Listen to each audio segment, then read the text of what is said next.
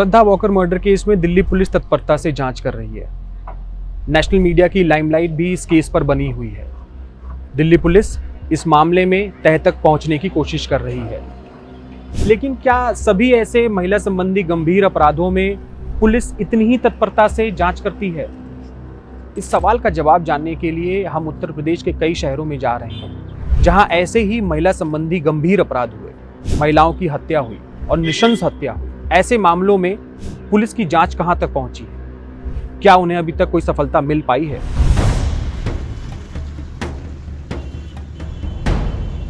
हत्या में ही तो मिली थी ना, वो दिल्ली साइड में संतान का अंदर आ गई, वो जगह बाली साइड में है।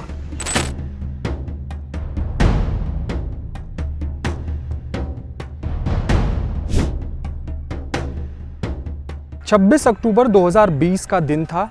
मेरठ के लिसाड़ी गेट के स्थानीय लोग यहाँ जो शमशान घाट है यहाँ से होकर गुजर रहे थे और यहाँ पर कुछ लोगों की नज़र एक बोरे पर पड़ी। जब उन्होंने उसे करीब से जाकर देखा तो उसमें एक लाश थी। लाश की खबर सुनते ही यहाँ पर भीड़ इकट्ठा हो गई और कुछ लोगों ने यहाँ की स्थानीय लिसाड़ी गेट पुलिस को इत्तला दी। डेड बॉडी तो कई हिस्सों में थी, उसमें अलग अलग बोरों के अंदर थी, प्लास्टिक के बोरे थे और वहाँ हम लोग पहुँचे थे देखने के लिए। जी, गर्दन नहीं थी उसमें। यहाँ पर जब पुलिस मौके पर पहुंची तो उन्होंने देखा कि ये जो कूड़े का ढेर आप देख पा रहे हैं, इस कूड़े के ढेर के पास वह संदिग्ध तरीके से बोरा रखा हुआ था और जब पुलिसकर्मियों ने उस बोरे को खोला तो वो हक्का बक्का रह गए। उसमें एक महिला की लाश थी। आमतौर पर कत्ल करने के बाद एक ही पीस में बॉडी मिलती है, लेकिन जो यहाँ बोरा था उसमें उस महिला के 8 से 10 टुकड़े थे। उसका सिर गायब था, दोनों हाथ पैर अलग थे। उसकी बॉडी के तकरीबन 8 से 10 टुकड़े हो चुके थे।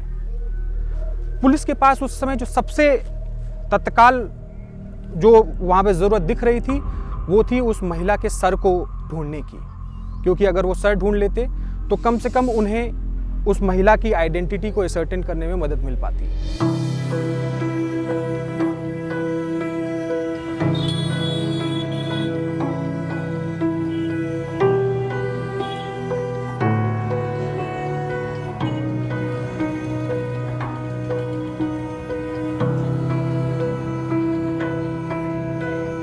सूचना दर्ज कराने के पश्चात इसमें काफ़ी प्रयास भी किया गया और कई स्तरों से प्रयास किया गया। वैज्ञानिक दृष्टिकोण से भी इसमें पूरी जांच पड़ताल की गई। डीएनए इसमें सुरक्षित भी रखा गया है, उसका पोस्टमार्टम कराया गया। उसमें कई टुकड़ों में थी, लगभग 8 से 10 टुकड़े थे और चूँकि हेड उसमें गायब था तो पहचान हो पाने में थोड़ी सी ज़्यादा समस्या आई और पहचान हो भी नहीं पाई फाइनली। अभी भी इसमें प्रयास तो जारी एक तरीके से किया ही गया है। इवन विवेचना तो इसमें संपादित नहीं हो पाई, एंड में सफलता नहीं मिल पाई।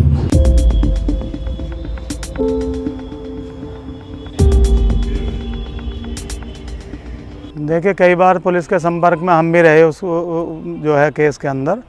पुलिस ने कोई ज़्यादा दिलचस्पी उस केस में नहीं ली और उसका पता नहीं चल पाया कि वो महिला कौन थी, कहाँ से आई थी, कौन डाल के गया। उसकी जानकारी शायद आज तक नहीं लग पाई हम लोगों को।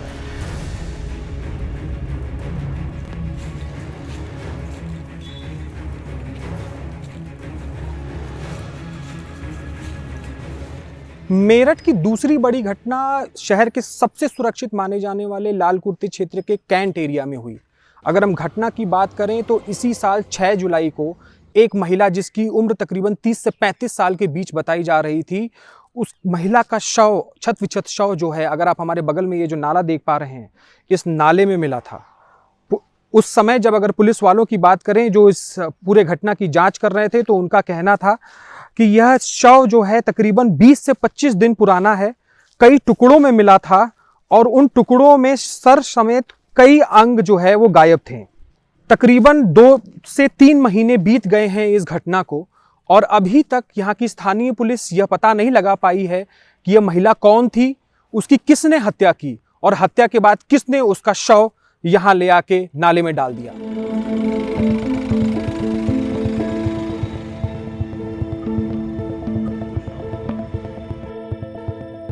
इसका पोस्टमार्टम कराने पर मौत का जो कारण है वो स्पष्ट नहीं हो पाया था। Cause of death could not be ascertained आया था और साथ में जो पोस्टमार्टम कंडक्ट करने वाली जो टीम है उसके द्वारा जो विसरा है उसको प्रिजर्व किया गया था फॉरेंसिक लैब भेजने के लिए, क्योंकि मौत का कारण जो स्पष्ट नहीं आया था, इस वजह से मुकदमा दर्ज नहीं किया गया था।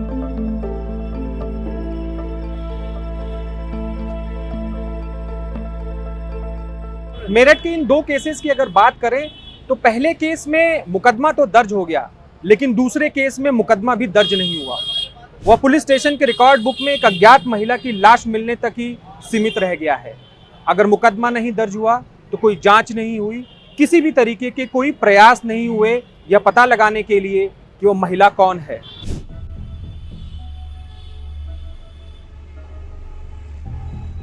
देखिए, ये एक हीनियस ऑफेंस है कि किसी ऐसे जघन्य अपराध को छुपाना। जिस पुलिसकर्मी या जिस थाने में इस तरह की घटना है और उन्होंने यदि एफआईआर नहीं लिखी है तो वो कंसीलमेंट किया, उसको छुपाया है, तो उनके अगेंस्ट जो है सख्त से सख्त कार्रवाई होनी चाहिए, क्योंकि हत्या जैसे जघन्य अपराध को छुपाना भी एक क्राइम है। मैं बताता हूँ भैया।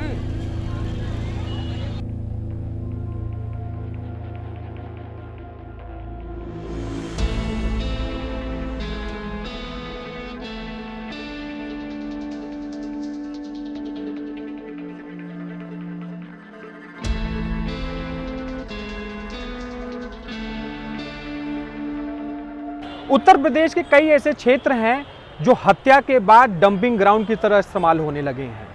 अगर हम मोडस ऑपरेंडाई की बात करें तो हत्यारे लोगों की हत्या करते हैं और इन लोगों में सबसे ज़्यादा महिलाएं शामिल हैं।